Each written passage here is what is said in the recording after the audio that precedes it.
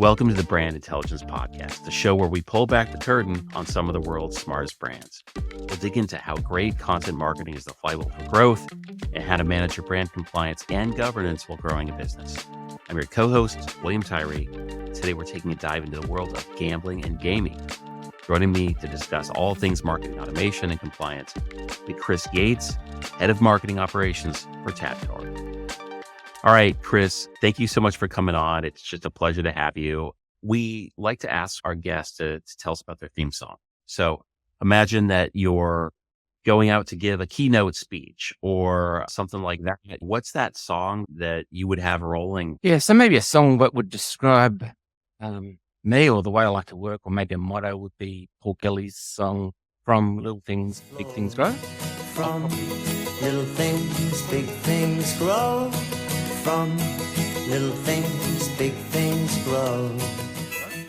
I've probably been in operations management most of my career, either as a manager, leading teams, or as a consultant. And I've seen so many examples where significant operational improvements have been seen. In nearly all of those cases, they've started very small and they've built slowly over a period of time and grown into something really significant. We often look for big fixes or immediate success, but I think big things can happen in business or in the process when you start small and you try to focus on being better than you were yesterday and for a prolonged period of time. And before you know it, you look back and marvel what's been achieved. So yeah, I guess what motivates me every day when I come to work is to try to make the place where I work better than it was yesterday. And hopefully after a period of time, the results are significant.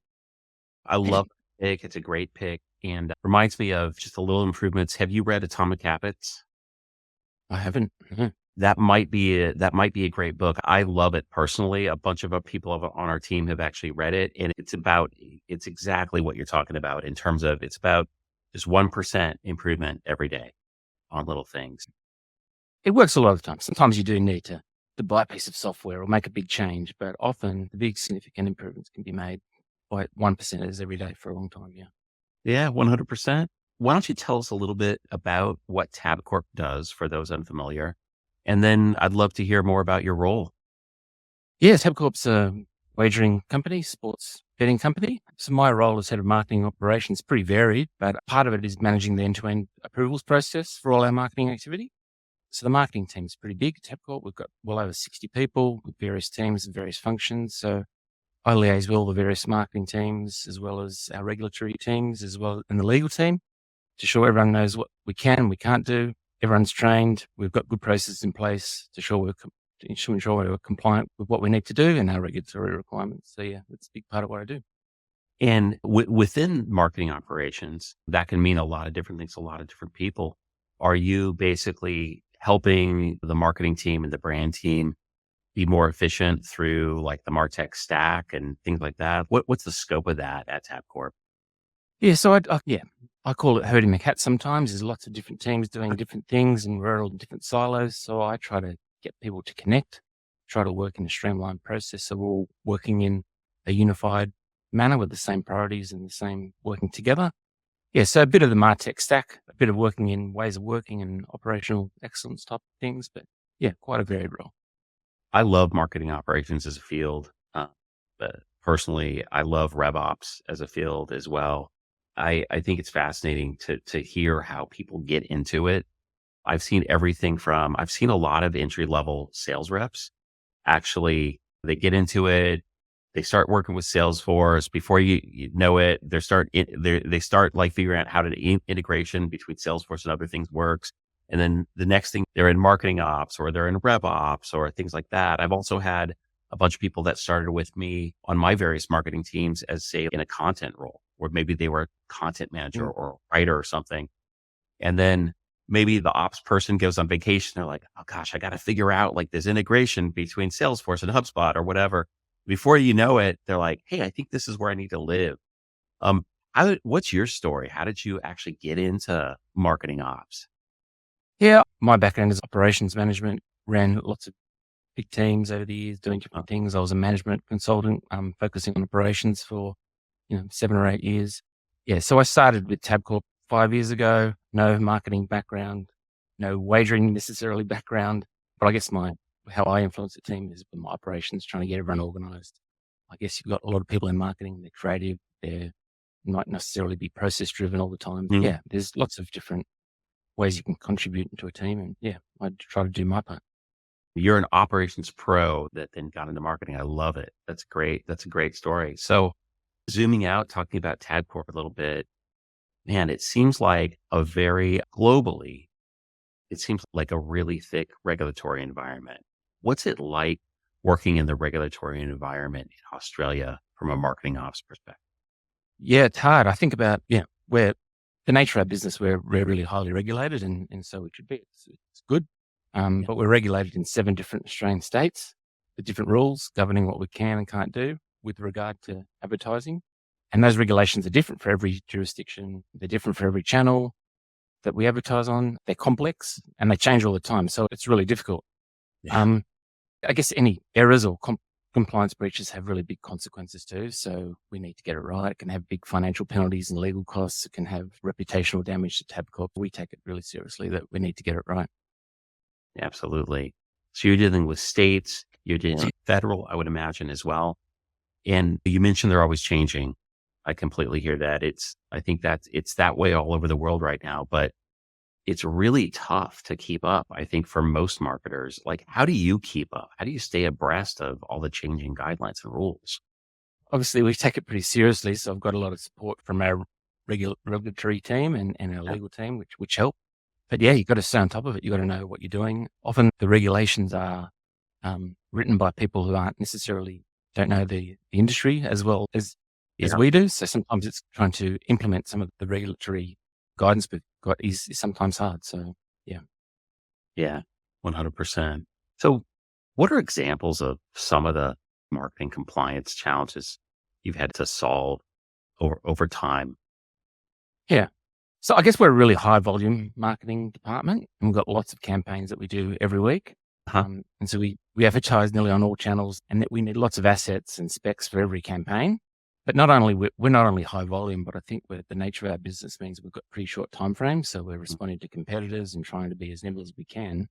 I guess the big challenge for us is working in this fast paced, high volume environment, knowing that any compliance breach can have some pretty big consequences. Yeah, we need to be really organized, have some really good processes and really good safeguards to minimize errors and make sure we've got some strict approval processes. Yeah. So you got to move. Yeah, you got to move fast and try not to break stuff as you go. We're doing a pretty good job. So yeah, pretty proud of it. Oh man, that's awesome. When we talk about things like automating creative approvals and things like that, you bringing your operational expertise, which you came into the role with, and then also looking at technology, right? What are the core things that you found the biggest gains on in terms of standardizing or operating to get those kind of efficiencies that you're trained to try to get to move on? Yeah. So I guess the problem a few years ago we had was that we're creating more and more assets all the time. Every year, our volumes are going up. It's taking more and more designer resources, more and more legal resources to approve all these assets. And we're probably too slow to market as well. We've gone on a bit of a journey. We've been working with IntelligenceBank. So we've been working on some creative automation tools that we've really been really successful. So we've got I think it's over 150 templates now that allow marketing team members, so not necessarily designers, that can create their own assets for various type of offers and communication. So we call these self-service templates. Yeah. So after the templates are created and by the design team, these templates they're approved by legal and created briefs are linked to these and coded through software to these templates. So bespoke assets can be made simply by the use of drop-down boxes and free-form text fields. And as much as 20 different spec sizes can be made with different disclaimers, with different requirements for each of the assets can be made quickly and easily. Yeah, so they're not, we've worked really hard over this over a long period of time. So they're not simple templates. They allow for a high variety of inputs, whether they're different racing codes, different sports, different offers, different amounts, different complicated disclaimers. Yeah, and it's because these templates are made through a system, we can guarantee that they're compliant. Yeah, so it's been a huge project over the last few years, but been really successful. That's amazing. 150 different templates. That's amazing. You mentioned disclaimers. It's funny. I was talking to a designer the other day, and that works in a really regulated industry. And I was asking her about how they handle disclaimer approvals and things like that. She laughed and she said, I'm a human disclaimer engine. So like literally those things were, they're not an intelligence based customer. They were like literally like it's upon design to type those things out in Figma and Adobe and things like that. Man, like, how do you go about making sure that you have the right disclaimers on everything? Because I can imagine, especially with what you're doing, you're talking about the pace of it. How do you make sure you get that right? Yeah. So we've worked really hard. So they are really complicated disclaimers too, based on what the offer is, based on what the sporting code is and or the racing code and amounts, different inclusions, exclusions. It's really complicated. And our designers are designers. They're focused on the design, what it looks like. So we've tried to take the pressure off them with getting it right. And we have. So it's done by all the drop down fields that people do and the radio buttons that you click, that it does, the engine creates the disclaimers. So it's not just one disclaimer too. They're different for every channel and every spec that you do. So it's really complicated. So now that's for the self-service templates. That's all automated now, and they don't need to be checked by legal because we can guarantee that they're right based on the inputs of what the marketing team put in. Yeah, been really successful. That's amazing. In terms of reducing time to market, then to me, that sounds like a big one. In terms of if you've actually got it nailed down so well, but they don't have to be checked by legal, because everything's been pre-approved by legal before it goes to the system. That's amazing. So that's a really smart way, I think, to increase speed to market when you're creating lots of ads and things on the fly. What are other things that you've done to increase speed to market when you're talking about adjusting really quickly? You mentioned competitors before. Yeah. How does that work? Well, yeah, I can't probably overstate how significant this has been for our business because there's just so many benefits. Because designers aren't doing repetitive tasks anymore, it's just increased capacity in that team. So we've absorbed the increase in workload into that team. So now less repetitive for the designers. They're using their skills more effectively, and we can keep them more engaged, and they like their job more. So there's more capacity there, so they can do more interesting work and other better work. Same with the legal team. We've reduced creative capacity there because they're not approving all our stuff. But yeah, the speed to market stuff is like, on top of that, it's fantastic. So I guess its previous process was long and complex. Work had to be briefed. Designers had to create assets. The assets need to go through a whole long approval process, which took the legal team had a 48-hour turnaround, for instance. So this could take over a week. But with the self-service templates, now that we can get assets created and dispatched within 20 minutes. So the whole thing is what used to take a week now only takes 20 minutes. So my story is on a few occasions when there's been a race cancellation on a Saturday morning for races, and we've needed to change our offers. I've created assets at home in my pajamas quickly and easily, and I've got no design skills at all, and been able to dispatch it and update our website and our app within half an hour. It's been a huge benefit to us. That's amazing. Oh, it's great to hear. That's the dream, right? Look, we live my experience at least is people love having their team on site. Absolutely. And there's absolutely good reasons to have your team on site, but we live in a hybrid world, right? And I think that's the dream that I know, like my parents, for example, they probably could have never conceived, doing something like you just described at home in your pajamas. It's funny, the evolution.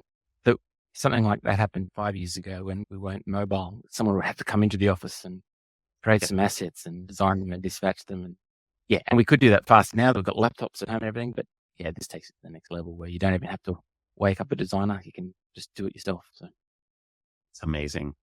Yeah. Designers probably don't like hearing us say that, but it is amazing, right? But but at the end of the day, it's good for designers too. Cause like you just said, 100%. You're not waking them up. And they get to do work that's more fun. They can do creative briefs and use their skills and abilities rather than doing repetitive works too as well.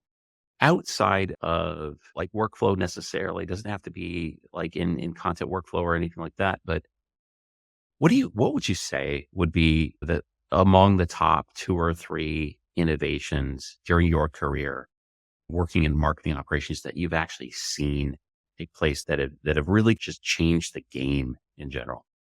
Maybe not, it's happening as we speak. I think we're we certainly are. We're becoming more personalized. So offers aren't just for the mass market. They're personalized for depending on your tastes and your preferences. Are you a racing fan? Are you a sport fan? Do you like NBA or do you only like the footy codes? So we can tailor your experience much better But I think we're in the process of like, how do we do that from a design and a marketing ops point of view? It just creates more variety and more assets that we need to create. I don't think we're there yet. And I think that's definitely the next step, that we can do more offers, more personalized offers, or more personalized customer communications to customers and provide them with better value and a better experience for them. So these templates we've come a long way, but there's probably a long way to go as well, where we can do more using technology and AI to understand people's preferences and give them what they want for a better experience. Yeah. Yeah, 100%. I think, yeah, personalization. I know even outside of being a marketer, just as a consumer, that really, our ability to do that across like all industries is just huge. And it's so important. Sometimes it's almost gotten to the point, and maybe I know I'm biased because I am in marketing, but there are times where I will become aware after the fact or an event or something. And I thought, wait a minute, I have purchased that company's products or services in the past. I am on 3 lists of theirs. I visited their website. I accept their cookies on their website. How was this event or product not in my face all the time? Yeah. Right. Yeah. And you almost, I think in this day and age, it almost feels offensive that they're not personalizing to the greatest extent that they are. Right. Yeah. Well, the customers' expectations are high now. That's right. And I think this is the challenge where what I see is that we've got so much data now. We've got so much understanding of customers' behaviors, where they browse and what they do online and all these kind of things. But it's how do we convert that and understanding of the customer into operationalizing what communications we send them, or what prompts that we give them, or what, it's a real big challenge that you got to get IT people and tech people connected to marketing people and creative people to again, give a customer a seamless experience that they love you for. So it's hard. And we're right in the middle of that. Yeah, 100%. You briefly mentioned AI before and the promise of some of that, maybe in terms of personalizing, right, down the road. Are certain AI applications changing the way you work as a marketing ops professional, or the way that you see marketing work yet? I guess a couple of use cases in AI that we're looking at is we talked about compliance being so complicated for our staff, and we've got lots of staff turnover and making sure that they know what's required. And so we're working on this where we put our documents in there. And so then a marketing person or someone who's new to the business can type in and ask, it's like a chat GPT for regulations. What can I do here? What can't I do here? So it's, if Right. they're not sure that they can get information back, obviously that's got to be tested Yeah. really well. But yeah, and a whole bunch of AI tools that we can use to help people with problem gamblers or identifying problem gamblers, so that we can provide assistance to them before they get themselves into trouble, and do that much more in a real time before anything's drastic has happened or they've gone beyond their means. That's lots of That's upside. amazing. I love hearing that. That is really fantastic. Is that something that you're like, in terms of helping people before they get into problems themselves? Is that something that you're actually using now, or is it something that you're experimenting with to use down the road? We do, yeah. So we've got some good systems and processes in place, but I think there's so much upside. We can do that much better and at scale and help more people. And yeah, because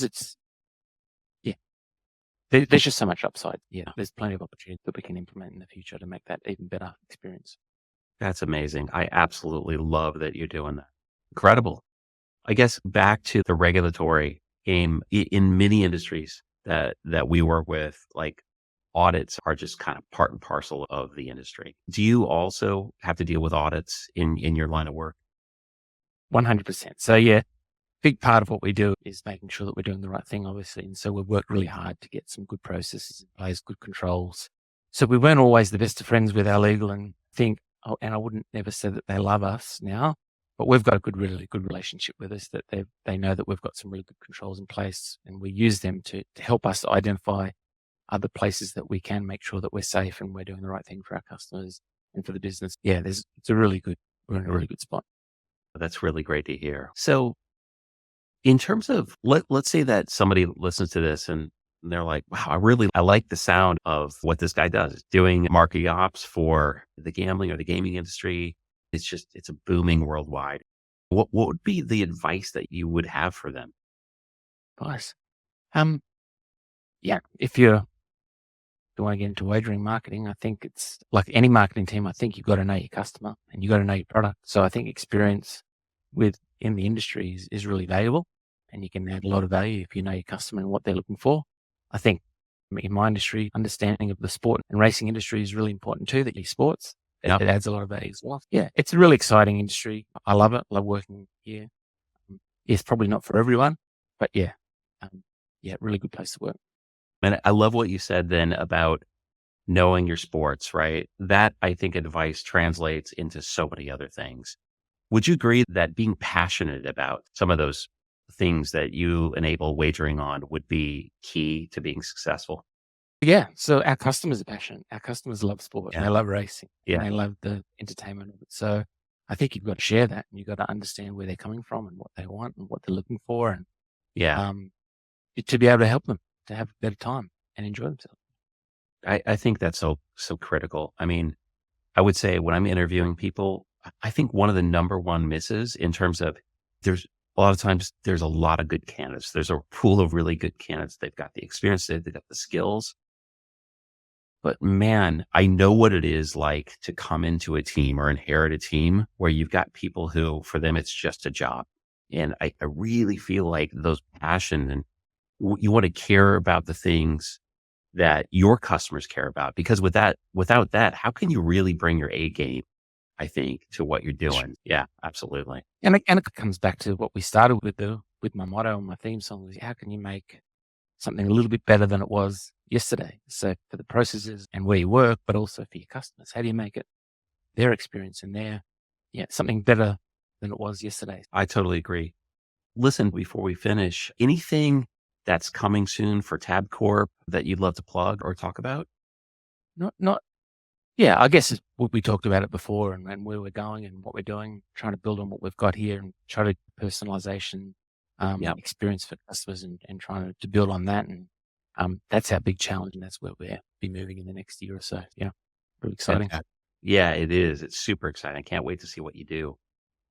Listen, thank you so much for joining us. I've really enjoyed talking to you. I feel inspired, and I learned a lot about you and Tabcorp. Likewise, Lee. It's enjoyable. Thanks. Thank you very much.